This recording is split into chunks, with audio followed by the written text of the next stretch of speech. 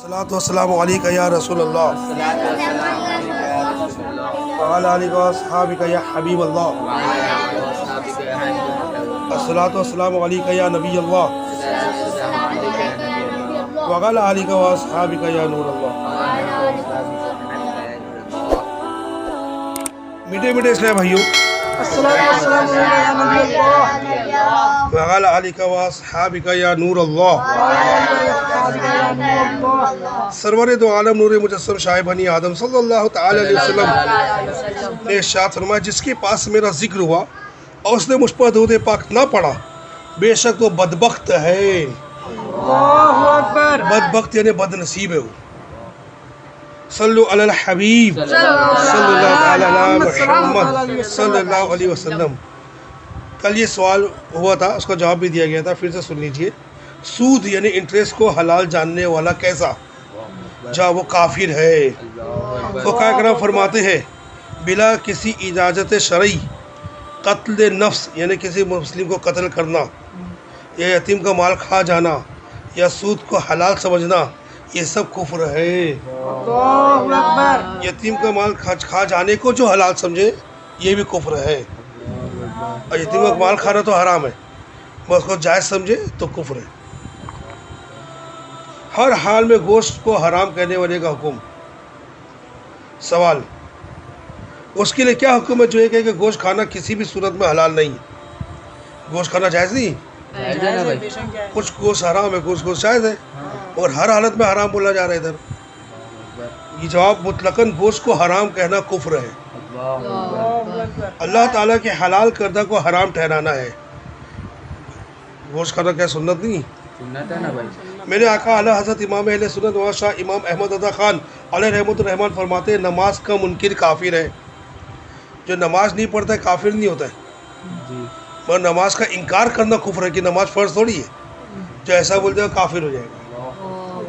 میرے آقا اعلیٰ حضرت فرماتے ہیں، نماز کا منکر کافر ہے، روزے کا منکر کافر ہے۔ روزہ نہیں رکھنا تو حرام ہے، پر اس کو فرض نہیں ماننا یہ کفر ہو جائے گا۔ جو نماز پڑھنے کو برا کہے یا نمازی پر نماز پڑھنے کی وجہ سے طعن و تشنیع کرے، اس کو طعنہ وغیرہ دے، وہ کافر ہے۔ روزہ رکھنے کو برا کہے، روزہ دار پر روزے کی وجہ سے طعن کرے یا طعنہ دے، وہ بھی کافر ہے۔ گوشت کھانے کو مطلقاً حرام کہنا کفر ہے۔ قربانی کو ظلم کہنے والا کافر ہے۔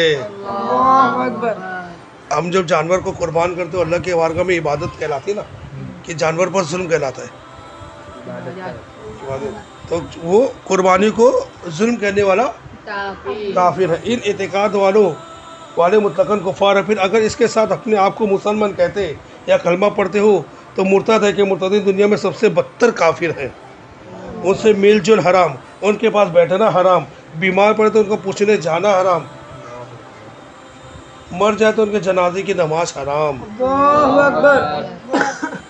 غصب کو حلال کہنا کیسا؟ قبضہ کر لیتے نا کسی کے مال کے لیے۔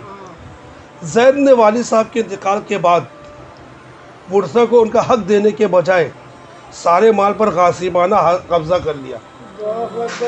ان کے والد صاحب کا جو حصہ سب کے پر شریعت کے حساب سے بٹنا تھا، کس کو کتنا ملنا ہے، تو اس نے کسی کو دیا نہیں، بلکہ سب پہ قبضہ کر دیا۔ سمجھانے کے باوجود، سمجھانے کی کوشش کرنے پر اس نے بغیر کسی ہیرے شری کے مطلقاً اس غصب کو حلال قرار دیا۔ دوسرے کے مال پہ ناجائز قبضہ کرنا تو حرام ہے نا۔ زید کے بارے میں کیا حکم ہے؟ مذکورہ غصب حرام ہے، اس نے جو عمل کیا وہ حرام ہے۔ غصب کی حرمت ضروریات دین میں سے، لہٰذا اگر واقعی زید نے غصب کو حلال قرار دیا ہے تو اس پر حکم کفر ہے۔ سمجھ میں آئی نا بات؟ ایسے ہی ایک سوال کے جواب میں میرے آقا اعلیٰ حضرت امام اہل سنت و شاہ امام احمد رضا خان علیہ رحمۃ الرحمن فرماتے ہیں، اگر معلوم ہو جائے کہ اس نے حرام کو حلال جانا تو اس وقت لزوم کفر ہوگا، بلکہ اندر تحقیق بلا شبہ کفر ہوگا۔ بولے بے شک التزامی کفر بھی اس کو لگ سکتا ہے، کیونکہ کفر کا دار و مدار ضروریات دین کے انکار پر ہے، اور اس میں شک نہیں کہ بغیر ہلے شریعہ مثلاً کسی سے اپنے حق کے بدلے لینا جبکہ منکر ہو، اور بغیر ایسے ضرورت جو کہ اس کو مسا مطلب بھوک کی اضطراری حالت میں مبتلا کر دے، غصب کی حرمت ضروریات دین میں سے ہے۔ یعنی حرام ہے غصب, حرام ہے, کسی کے مال پہ ناجائز قبضہ کرنا یہ حرام ہے, سمجھے نا. تو جو اس کو حرام کو حلال بولے وہ کافر ہے. حرام کو حلال کہنے کے متعلق کفریات کی 11 مثالیں. اب ایک بات حرام ہے اس کو اب حلال بول رہے, تو اس کے متعلق جو کفریات ہوتے ہیں اس کی 11 مثالیں. جس نے کہا میں حلال حرام کو نہیں پہچانتا, اس پر حکم کفر ہے, جبکہ کہنے والا حرام و حلال کو برابر یعنی ایک طرح کا سمجھے. حلال اور حرام دونوں برابر ہو سکتا ہے کیا؟ ایک جگہ سمجھنے والا کیا ہو جائے گا؟ کافر ہو جائے گا. جس نے کسی حرام کو حلال یا حلال کو حرام مان لیا تو وہ کافر ہو جائے گا.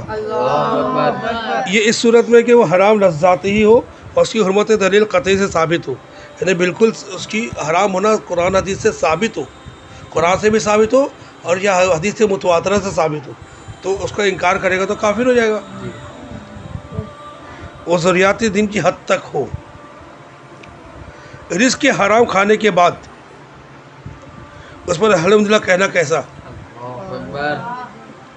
حرام کھایا اس پر بولا الحمدللہ اللہ کا شکر ہے, تو کفر ہے. کیا ہے؟ کہ یہ رزق حرام کھانے کو پسند کرتا ہے, البتہ اگر مطلقاً اس پر الحمدللہ کہا قطع نظر اس کے کہ یہ حرام ہے یا حلال تو حکم کفر نہیں. الحمدللہ کہتے ہیں اس کی عادت ہے اور حلال حرام کی طرف نظر نہیں کر پایا اور اس پہ اس نے الحمدللہ کہتے تو حکم کفر نہیں ہے. اور یہ جانتے ہیں کہ یہ حرام میں نے کھایا ہو, اس پہ اس نے الحمدللہ جان بوجھ کر کہہ دیا تو کافر ہو جائے گا. ٹھیک ہے نا؟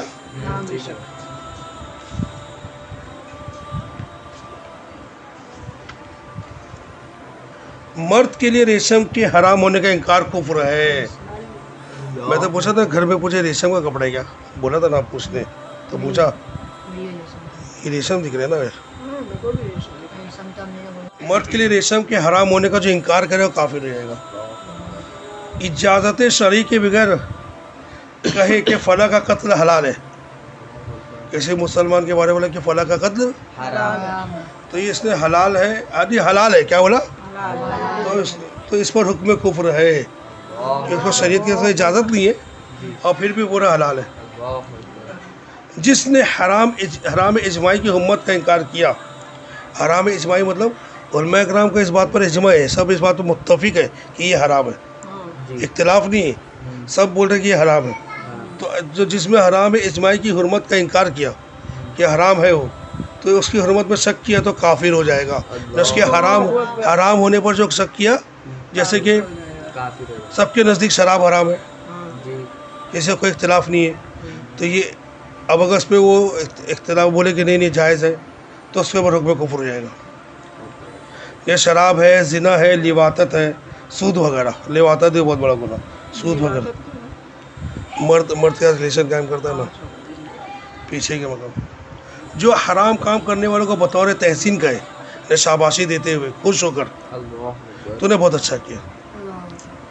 کوئی حرام کام کیا کہ اس کو شاباشی دے رہا ہے, اس کو تحسین, اس کی ہمت بڑھا رہا ہے, تو اس کے بارے میں کفر ہے.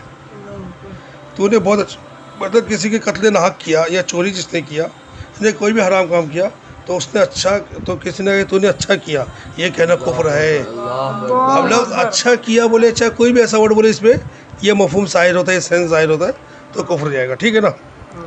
جس نے مال ہونا چاہیے حلال, جس نے کہا مال ہونا چاہیے حلال ہو یا حرام, حلال ہو یا حرام, ایسے شخص پر کفر کا خوف ہے.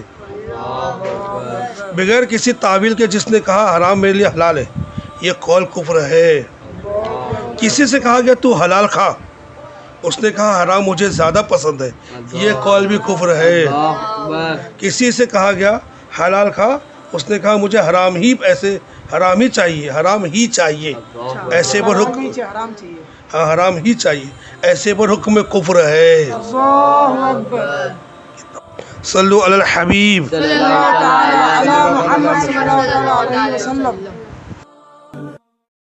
صلو علی الحبیب صلی اللہ تعالی علیہ وسلم.